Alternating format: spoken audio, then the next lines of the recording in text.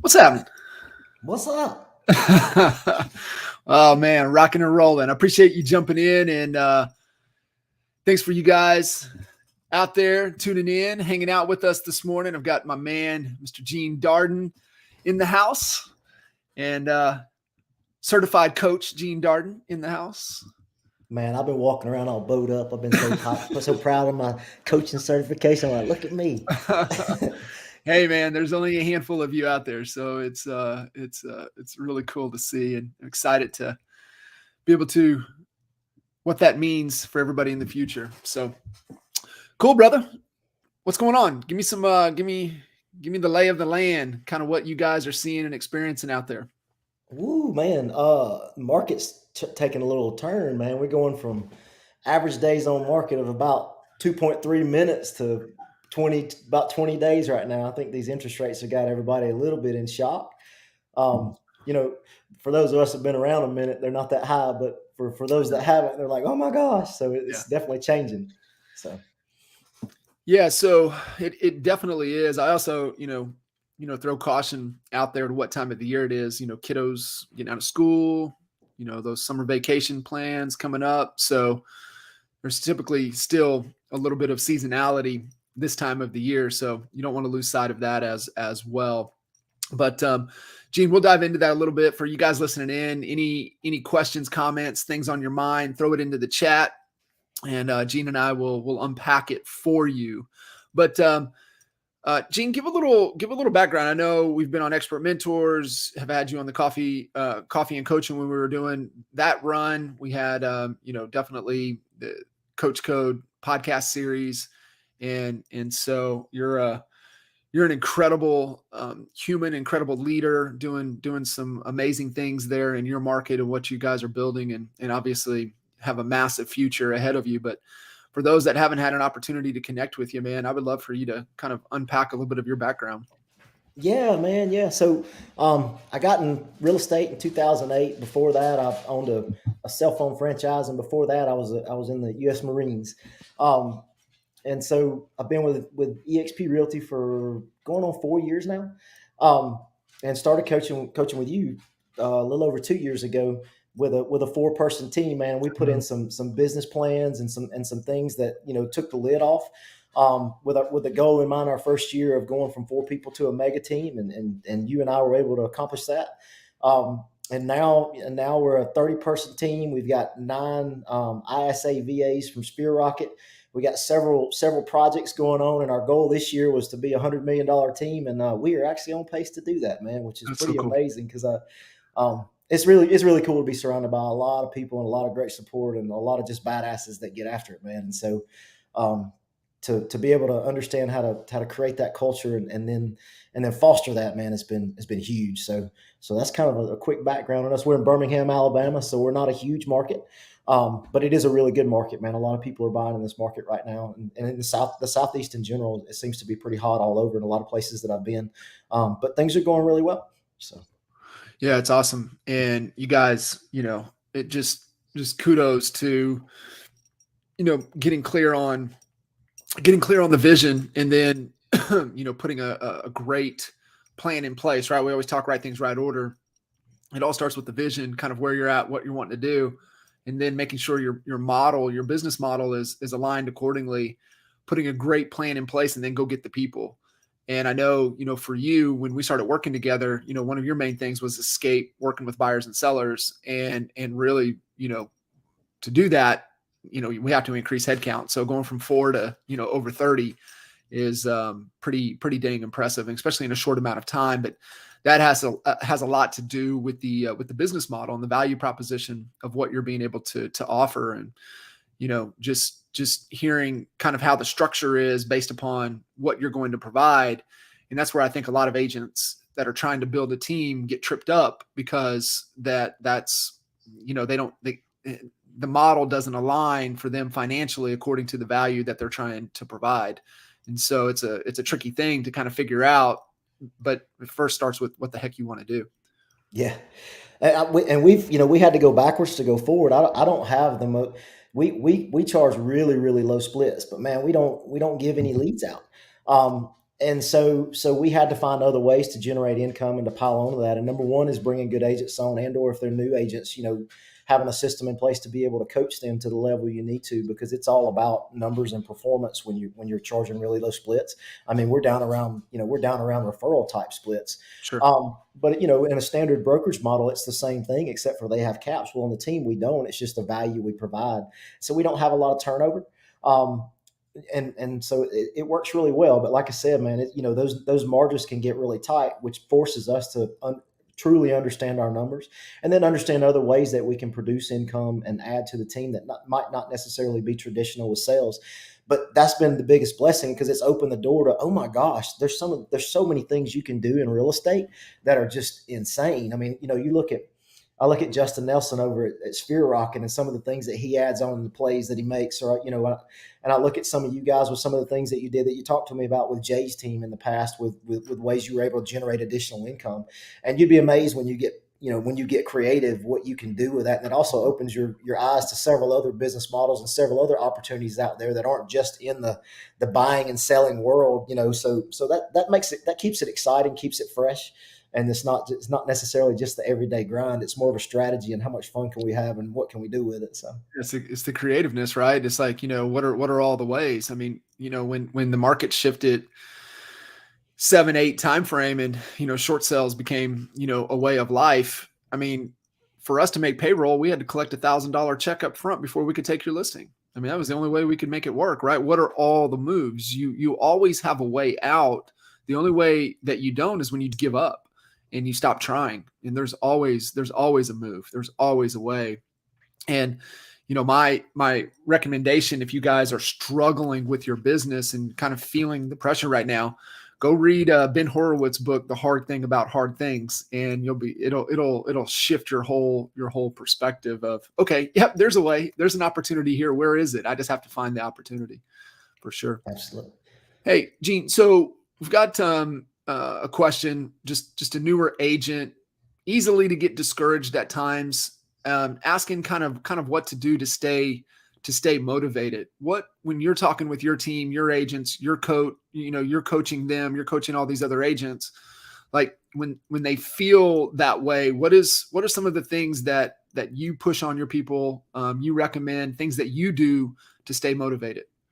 Yeah, I think it has a lot to do with focus, man. And I think in today's world, there's so many things that are coming at you that are after your focus. And so we truly identify what they love. And so our team's not traditional. We don't have you're a buyer's agent, you're a seller's agent. Everybody we bring in, we ask them what their goals are, what they would love, get clarity on 1 year, 3 years, 10 years, what you really want to do in real estate, and really deep dive. And once we get into that deep dive, we build a strategy around that. And the first thing newer agents will do is they'll chase all those shiny objects, which is understandable, because they need income straight out of the Sure. gate. So whatever comes across their plate is an opportunity.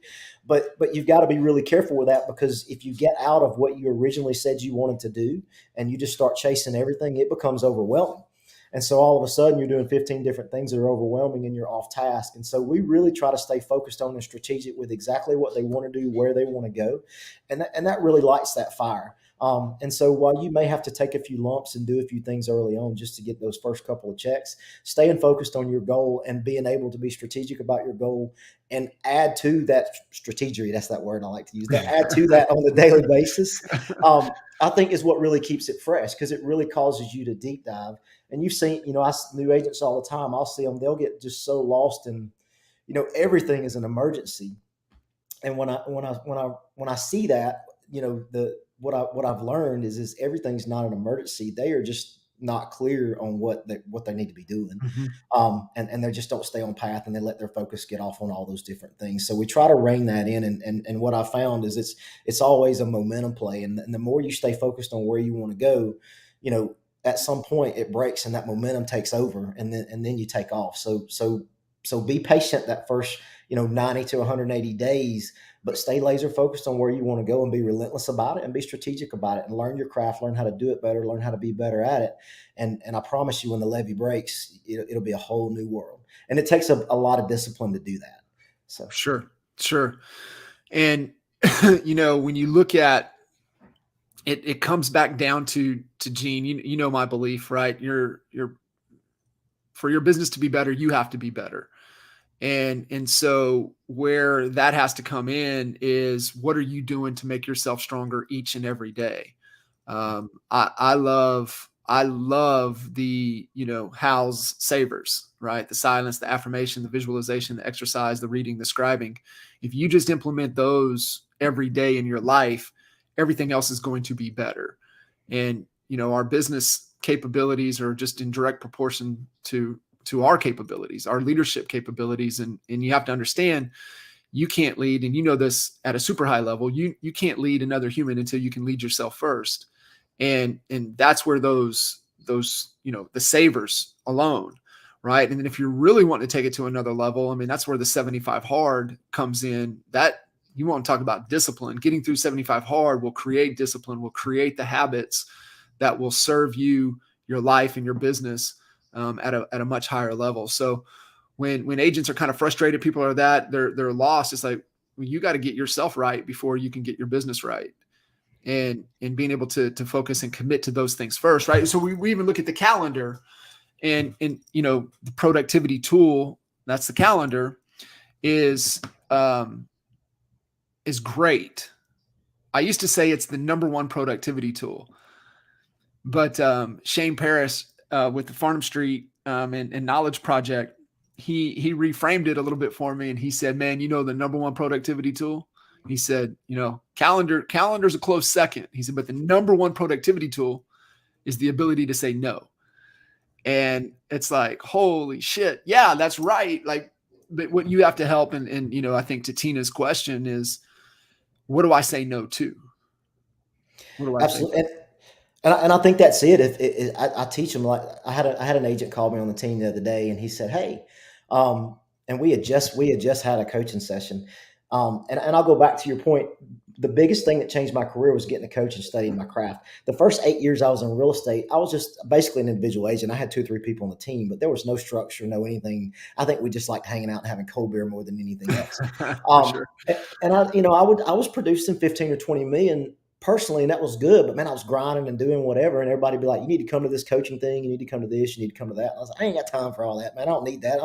I'm the king of the office." So, well, it was cool that I was the king of the office, but what I realized from starting to get coached and starting to learn my craft is how much I was missing, and how much that I didn't know. And so every new agent that comes on, a lot of them are young. My son just came on, and first thing I did was take him to some kick butt events and put him with you, and go, "Hey, if you start your career this way and you start learning and you start being a student of the game, you will launch into the stratosphere." Yeah. And so that, I mean, that was so big for me. And so I spent 8 years being not humble and just saying I can do this on my own, and I could, but I was a nutcase and borderline alcoholic, just trying to survive. But but It's just not sustainable, right? right, it's not. It's really not. I mean, it wasn't fun. But Right. once you get into the strategy zone and just start learning from others, and what I found is the most successful people are the most willing to give. Mm. And you can literally go to somebody that's $100 million team, a $200 million team, and go, "Can I have some of your time?" And they're the first ones that'll tell you yes. And so there was huge value in that. But so to go back to, I'm sorry, I'm jumping around, but That's I good. talked to one of my agents, and he identified exactly what he wanted to do. 3 days later, he called me and said, "Well, I'm going to do this, and I'm going to take this house that's a rental." And I said, and maybe in 3 years he'll let me sell. And he told me where it was, and it wasn't what he wanted to do. It wasn't where he wanted it. He said, but it might be a listing down the road, and it might be an $800,000 listing. So there's a big check 3 years down the road. He just wants me to manage this rental for a little while. And so I unpacked for him. I said, "Hey man, so managing a rental is going to take at least a couple hours a week for you. You don't know anything about that. You don't know if he's going to sell that house or not. And it has nothing to do with what you said you wanted to do or where you want to go. So is this really what you want to do? Because you've already I laid the foundation for what you want to do, where you want to go. And he said no. And so he went back and he told the guy no. And the guy came back and goes, you know what? Let's just sell it. So the dude listed with him that day Oh, anyway. that's awesome.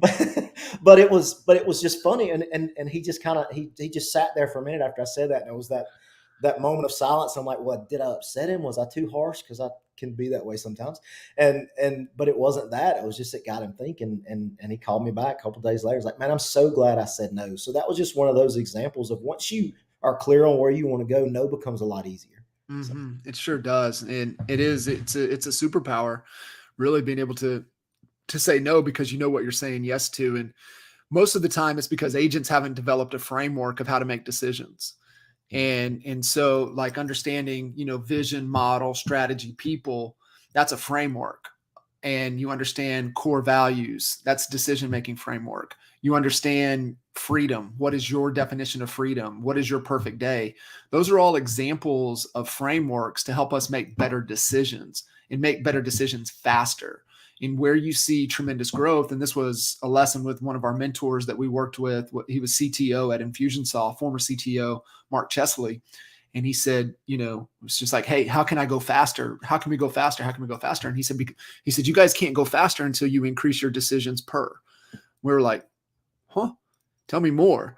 And he was like, well, what are your decisions per month? What are your decisions per week? What are your decisions per day? What are your decisions per hour? And so when you start to really think about that, it's like, man, I'm not making decisions fast enough. And it's because I don't have a framework to make better decisions, or I have this fear of failure, or this fear of looking stupid, or this fear of whatever that's not real. And so that was a great lesson. So, like, if your business right now is not where you want it to be, and it's not going as fast as you want. See, everybody wants their business to go fast. If you're slow, you want to go fast. If you're fast, you want to go faster. And so you have to look at, well, what's stopping me from making faster decisions and failing faster? And that's where you've got to really look. And most of the time it's just people don't know where the hell they want to go, right? They're in that circular world. They don't have any known destination. Yes, and it's cool to have it's cool to have a known destination. And I found a lot of agents are afraid of the pivot. And I think if you're pivoting inside of where you want to go, it's a must, because they say in Alabama at Orange Beach, if you don't like the weather, wait 5 minutes. Well, I think as far as real estate is concerned, it's the same. If you don't like the way the market is, just wait a couple of weeks. Real estate doesn't change on a yearly basis. It'll change overnight. And so if you're willing to pivot inside of your boundaries that you set for where you want to go, and you're willing to fail forward, and you're willing to learn and do that and keep driving forward, then it's amazing what you can do. Because every time you pivot or move, or even you fail, you're going to pick up 1 nugget or 2 nugget or 3 nuggets. And you may step backwards a little bit, but at some point when those pieces come together, you're going to get faster and faster and faster. Mm-hmm. And I think a lot of agents, I'm like, man, don't be afraid to pivot off a market change, pivot off an idea, pivot off of, those type things. Just keep it within the framework of what you originally identified, but then just go, man. And you're going to mess some stuff up, and it's almost a goal. I'm like, let's crash this car and let's see how fast it goes. And when it crashes, we'll fix it, put it back on the road and go faster, So that's right. Anyway. But I think it's being in a safe environment to where everybody is understanding that we are trying to go fast and we are trying to break things, and they feel safe to break things. And that goes back to leadership. And do your people feel safe to make mistakes, because you've empowered them to make decisions. You've empowered them to know, it's like, I got your back. We're going to break things. It's either going to be a system problem, a people problem. There's going to be something that we just don't know, but constantly, what are we learning? What did we learn today? And that's why I like, you look at a couple of the tools like the morning huddle and the end of day report. And those are feedback loops. Those are learning cycles to allow us to go faster. And that's, agents are like, well, I don't want to be accountable. It's like, well, but you got to understand the power of that accountability. It goes back to what we said earlier, is discipline. And doing the morning huddle, meaning, hey, I'm in a right frame of mind. I am clear on my number one metric. I am clear on my number one commitment. I'm aware of any bottlenecks. I'm aware of what I need to do today to win the day. And then I'm reset. And then the end of the day report is, what did I accomplish today? That's an autopsy. It's like, man, did I do what I said I was going to do today? And if not, what adjustments do I have to make into the calendar moving forward? And then it's, okay, these are the obstacles I faced. And what I found, Gene, is that A players, those that get the job done, they have bottlenecks, but they have solutions, right? They don't let anything hold them up. And then that's also a place is like, man, what questions do I need to ask my leadership? What questions do I need to ask? And if you can develop those two disciplines within your business, even if you're just a solo agent, it's like you got your morning reset by yourself, hey, all right, I'm in a positive frame of mind. I did my work on myself. I'm focused on my number one metric, my number one number. I'm clear on my number one objective, and it's in my calendar, right? That's the key. It's in my calendar.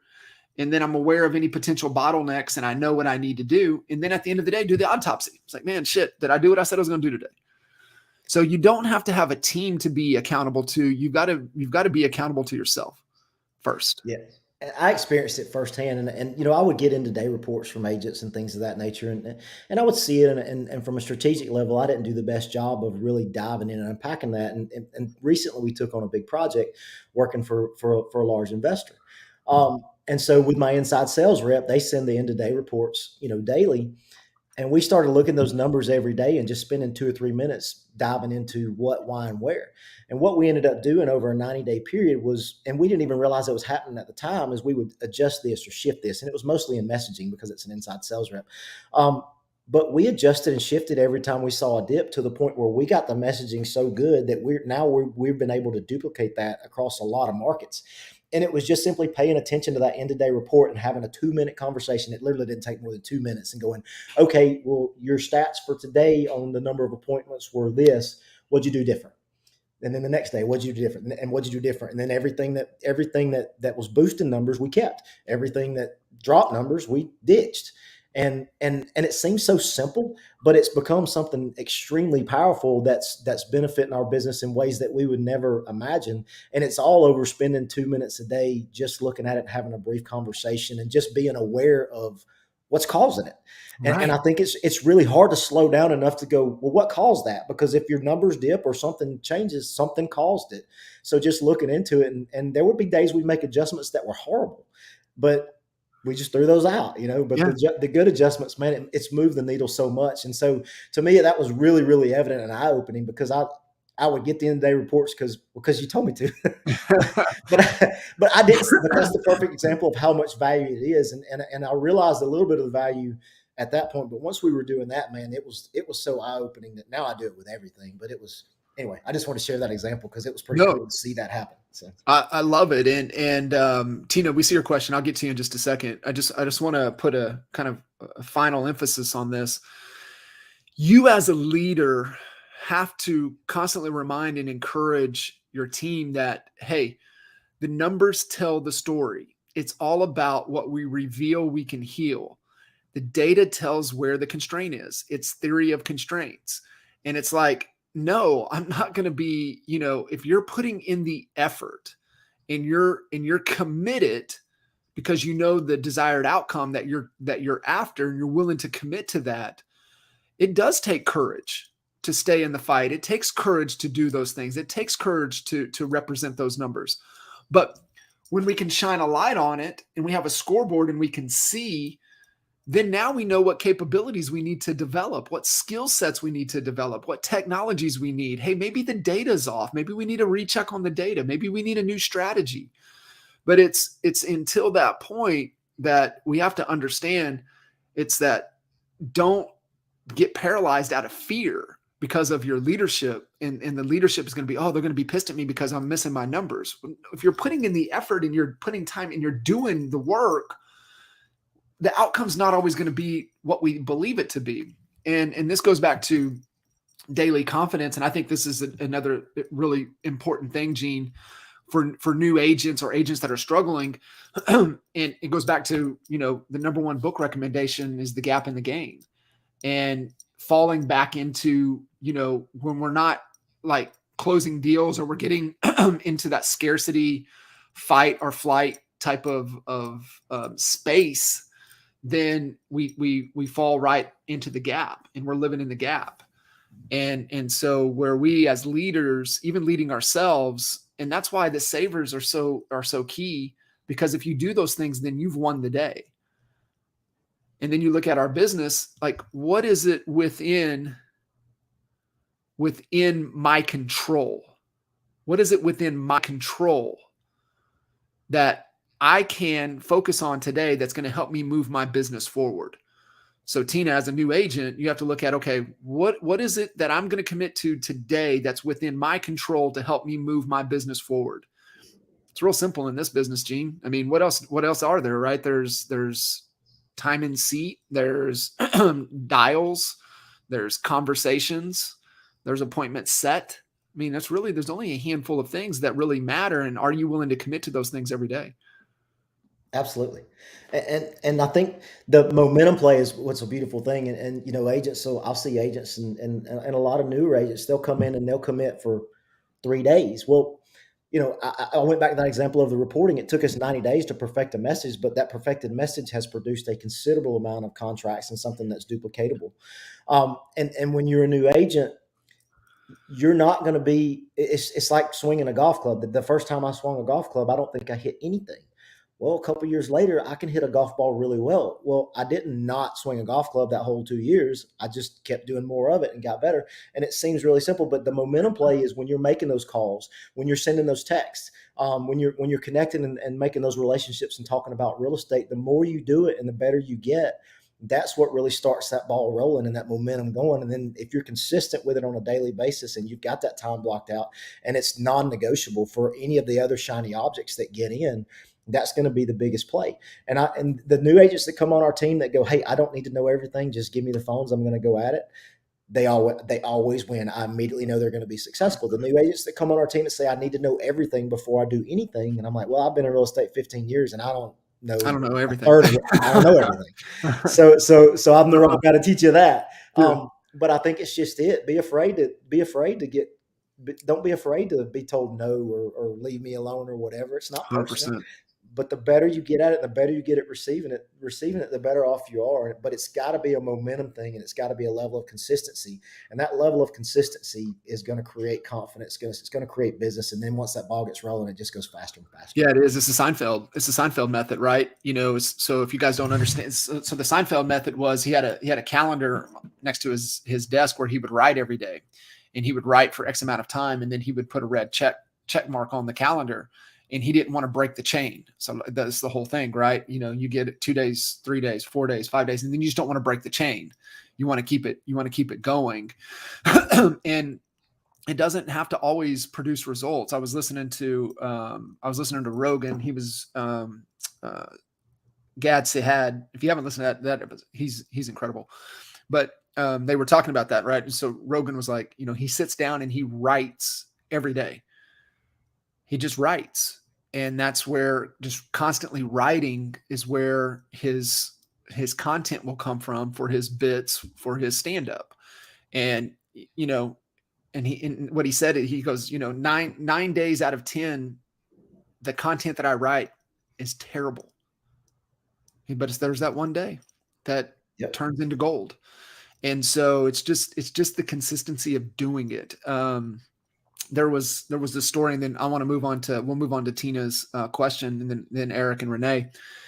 There was it was a professor did a study on clay, and he had the pottery class, the arts class, whatever. They divided into two groups, and one of the groups had to make X number of pounds of pottery.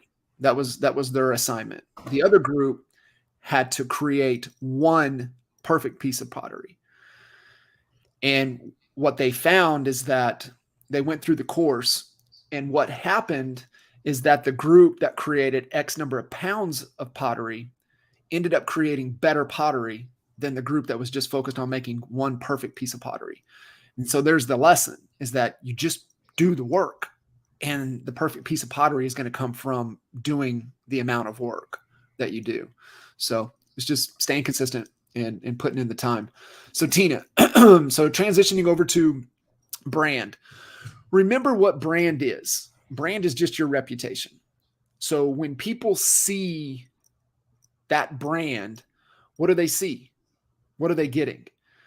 And what I always caution people on, always, always, always, is that how you show up online is how you better show up offline. When somebody sees your content and then they meet you in person, it needs to be the exact same thing. Why? Because if not, you immediately break trust when they see you online and then they see you offline. It's all about authenticity. That is the number one thing that we all have to embrace moving forward, because it comes down to a decision of trust. Real estate will always come down to a decision of trust. And Gene, you know, my favorite definition of trust is authenticity times time. To be authentic, it means you have to be vulnerable, and you have to be open. You have to be real. You have to be transparent. It's the most transparent time in history. Shit will always bubble up to the top. And so when you're looking at, you have to know who you are at your core. What do you stand for? Comes back to, what are your core values? What are your shoulds and should nots? What are your non-negotiables? What would you be willing to fight somebody over? And that's how you have to show up online.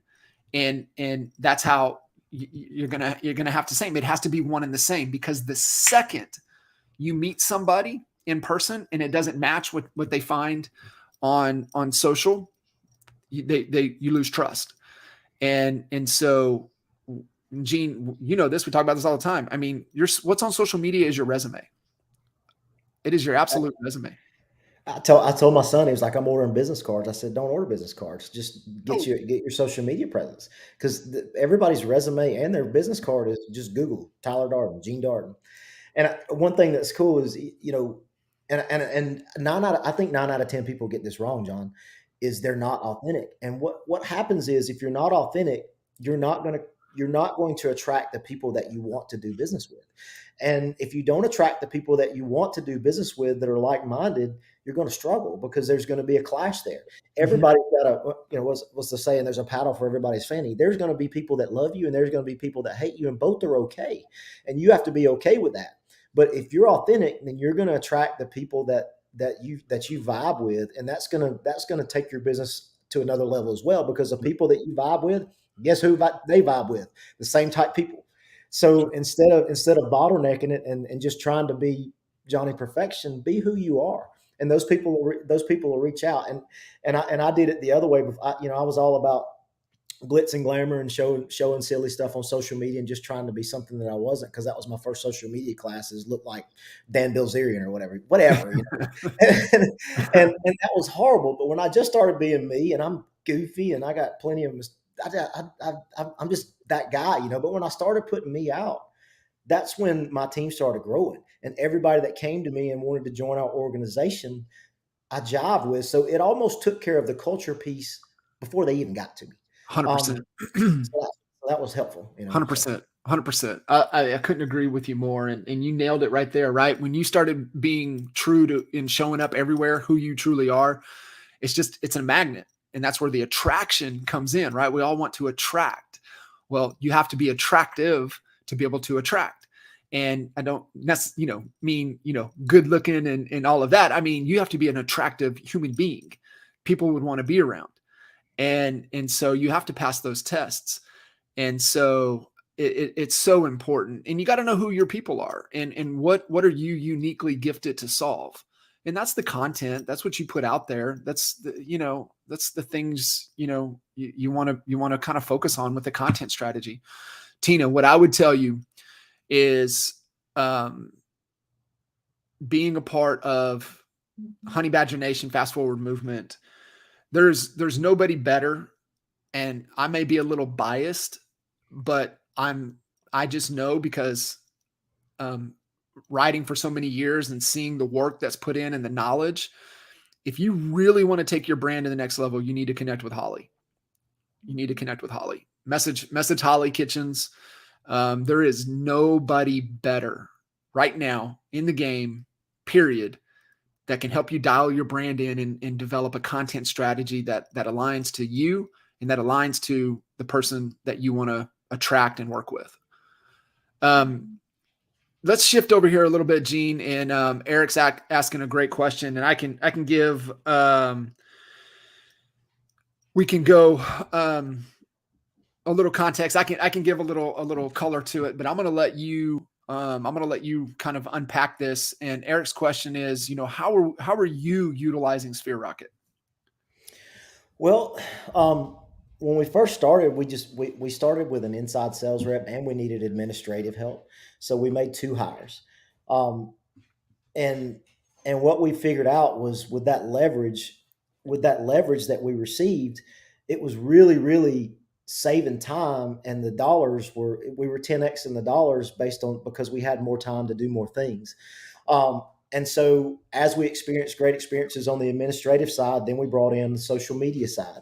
And now, like what John mentioned with Holly, there's branding strategists, and then there's somebody that posts on social media, and those are not the same things. And Holly does an amazing job with branding. So definitely, but we have a social media person that takes a lot of that content and redoes it. And so that really helped that presence just be exacerbated. And it gave me more time to build relationships and work on the team and work on the things that were highest level activity for me.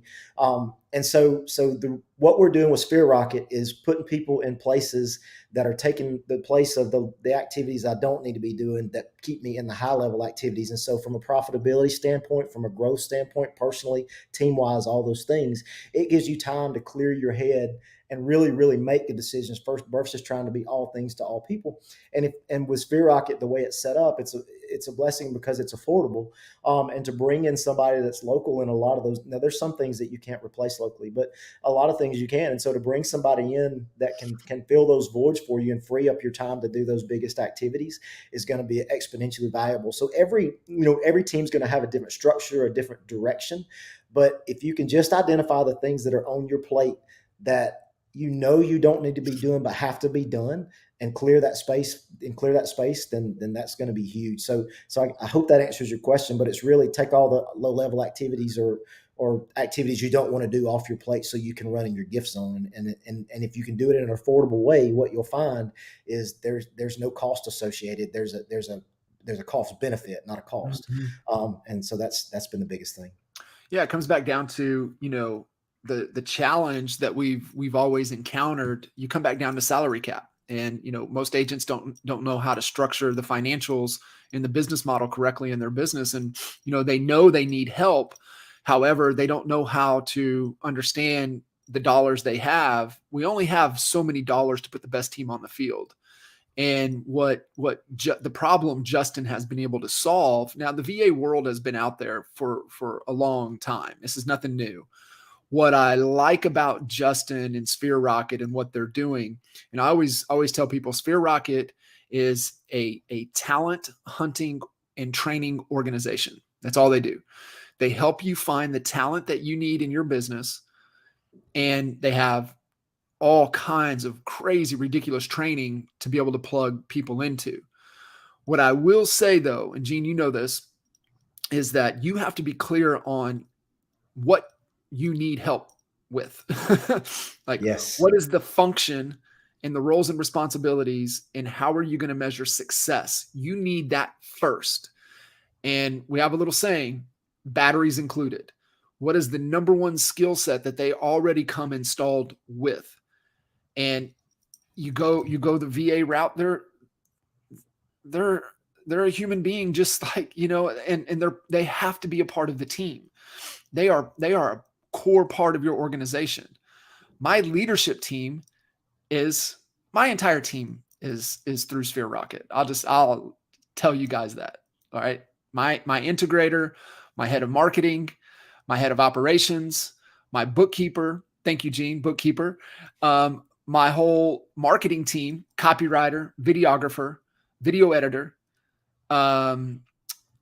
our client experience liaison, brand ambassador. They're all through Sphere Rocket, and it's honestly, it is the best team that I've ever assembled.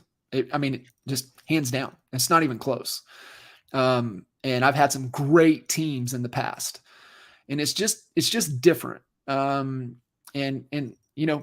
but I will say, I'm different too, Gene. That's why I think the team is different, because I'm a different human. I'm a different leader. I'm a better leader now than when I was back then. And that's direct proportion to the team. I've had some great teams, but I know I'm better. And I think that's what makes the team better. Absolutely. Yeah. Like you said, we're starting to kind of be wrapped in the same, obviously we have local agents, but it just doesn't leave any stones unturned, and it allows you to, and so the way your business is projected, like if you look at John, you look at your stuff, man, I'm constantly getting texts about the next power hour, the next meeting, the next awesome coaching session. I'm getting phone calls. Hey, just letting you know, John's on at 6 tonight. Those type things depend, whatever client you're trying to attract, if you've got somebody that's on point like that and covering all those gaps, they automatically know that you got your stuff together. Mm-hmm. And that team projects that for you. And you do have your stuff together because you took the leap to be able to fill those gaps, and you understood the importance of it.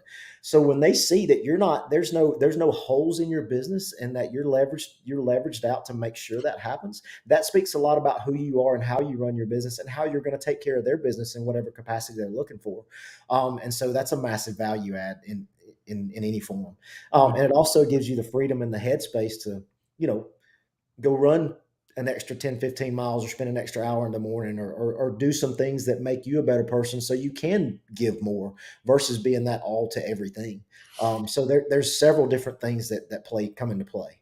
So. Yeah, it really is. And yeah, I mean, I can't say enough about kind of what they're doing, and how they've just the impact that I've seen, just the people that I know, and how their lives are changing and how their businesses are changing. And it's really cool to see through there. Gene, give Renee some feedback on the end of the day report.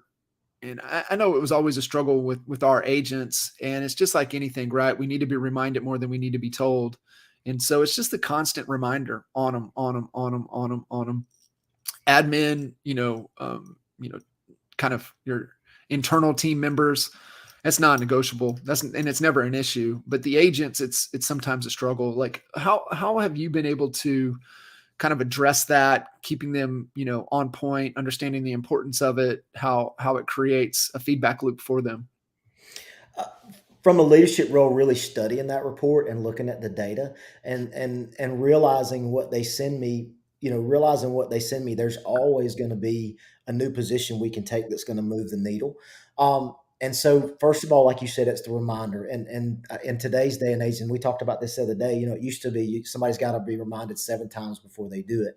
And what I found with every agent is discipline as a form. They view discipline as a form of love, and they want it, and they ask for it. And a lot of people feel like they're bothering and harping and micromanaging, and that's not it at all.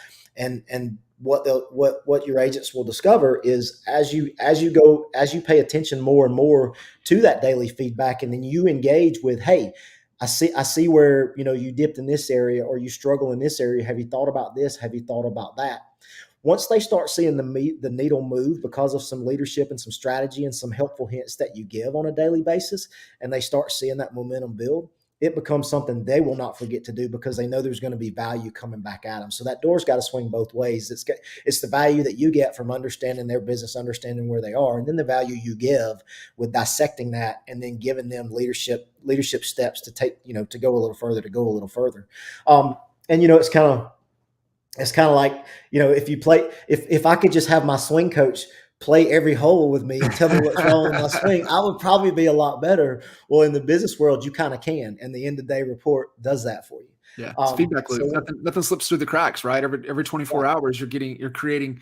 It's all about creating feedback loops, guys, and being able to see that's how you can make and move faster, is when you're getting constant feedback.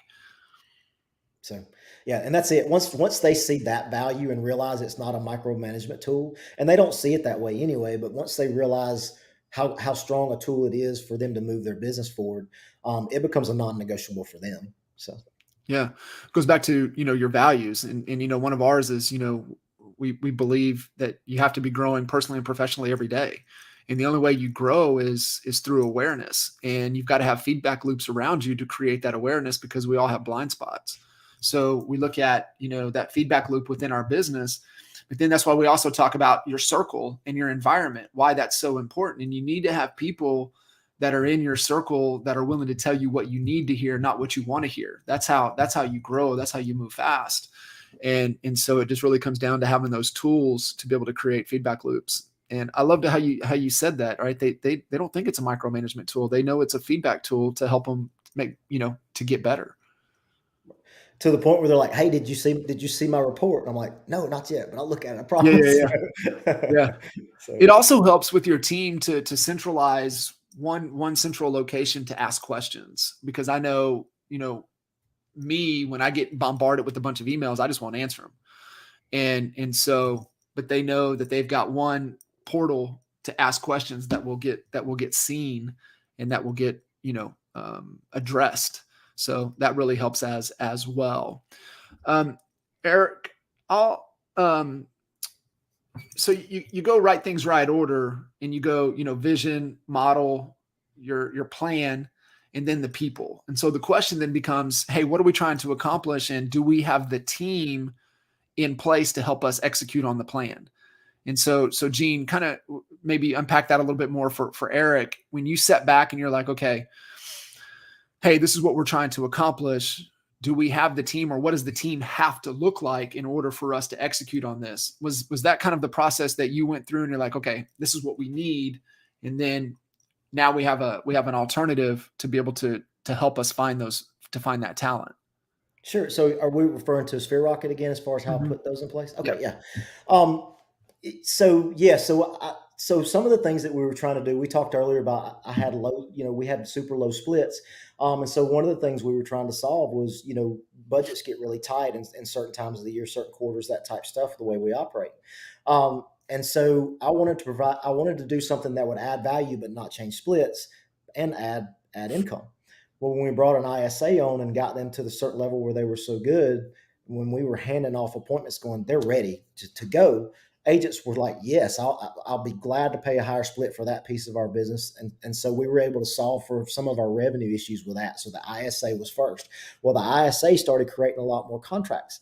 Well, we had one person that was our head of operations, and she's paid really well and does really well, deservedly so. And we had to ask ourselves, do we need to bring on another salary locally, or can we solve for this increase in work with a virtual assistant? So we hired a virtual assistant, and it solved for that at a third of what it would have cost us. So it didn't impact the bottom line as much as it would have otherwise, and kind of offset what we were doing. So it allowed us to solve both of those problems. Well, in addition to that, we're all about market share and growing our name and growing our team and becoming that big team we wanted. So we realized that from a social media standpoint, we weren't systematic. We weren't doing those things on a daily basis that really are consistently put us in front of people. And then we asked, can we bring somebody in? Do we have somebody? We already have, we have Holly, who gives us the awesome strategy, but do we have somebody that does that day to day, put it out Execute. there and execute it? And we didn't. So when we added that on, it immediately started adding teammates because we were out in front of other people. So that the teammates that were added were high level agents that were really well. So the value added by the VA was increased tenfold on our bottom line just from attracting better people that way. So we really just tried to dissect what we needed, what our goals were, and could we implement someone in that place that would allow us to move the needle, and then measure the impact. Is it positive? Is it negative? And sometimes it's negative, and you got to take it out. Be quick about it. But in all those instances, it was very positive. So then we got to the point where we're like, hey, this ISA deal is working really well. And the ISA we had was really good. He was the 90-day solve the riddle guy that I was telling you about earlier. So we made him high ISA to train two others. Well, now it's increased our numbers even more. And all we did was have him rinse and repeat. I wasn't the one training or doing it. Was so we basically have built a team inside of our team that handles that and increases production. And so we try to measure that and measure the impact. And in most instances, we've been right, and it's been really helpful. So, did that answer the question? Yeah, yeah. I mean, it really comes down to, it doesn't matter, Sphere Rocket, VAs from other, whatever sources. I know GoGo is highly leveraged in the VA world. I know she doesn't utilize Sphere. She goes, she has a process going directly. She likes VAs out of, Brazil, and it's just different culture, different makeup, just different. It goes back to different leadership capabilities, different leadership styles, right? What's your your core value fit, alignment? Can they get the job done? It's no different than evaluating if you were hiring somebody here, in your own hometown. You have a process that you evaluate talent, making sure that they're going to be a great fit based upon what it is you're trying to achieve. What do I need in that role right now? I need A players. What you have to understand, the definition of an A player is somebody that gets the job done 90% of the time in the given pay range. So when our organizations are growing and we're growing 300,000, 500,000 to $1 million in revenue, an A player definition is going to be different than somebody when you're at 3 to 5 million in revenue, or 10 million in revenue, or 100 million in revenue. You're always looking for A players. And remember the definition, 90% job, whatever the job is, whatever the function, how are you going to measure success? 90% of the time, they're going to get the job done in that given pay range. So you got to get real clear, and you got to be real specific on the function, 3 to 7 roles and responsibilities, and what is the measurement of success for that role. That's it. I mean, Yep. And you got to be real specific. A lot of people will try to bring on a VA or something, and they'll ask them to do 8 jobs. And that's the opposite of what you want to do, because you really can't move the needle when somebody's spread out. And what I've experienced, our agents will want, let's bring on another ISA, let's do this, and it'll take 2 weeks. And they're like, why does it take 2 weeks? I'm like, no, it's taken 2 weeks because we told them exactly what they wanted, and they're going to find that. And so it may take us 2 weeks. It may take them 2 weeks to find it, but it's not going to take us 90 days to train them. We shrunk time because it's going to take us 30 days, and they're off and running. But you really want to be very specific in the roles that you have them playing. And if you do that, then it'll move a lot faster. And like you said, man, they're part of our family. We love them. I mean, they're part of our family, and it's pretty cool. I'll tell somebody, man, we're a worldwide team. We got people across the pond working for us. It's on. But they do, man. We love on them. They pipe into our team meetings via video. They're just it's a cool experience. So I'll get off on part of the team. Yeah. Have to be a part of the team. Gene, brother, I appreciate you, man. Thank you for carving out the time, jumping in, adding a ton of value, ton of knowledge as well. If you guys don't know Gene, get connected. He's an incredible human being. He's got a big future. I love his vision and what we're building and working towards. Hell of a coach, certified coach, by the way. And catch you guys next time. Gene, thank you, sir. Thank you, bro. See ya.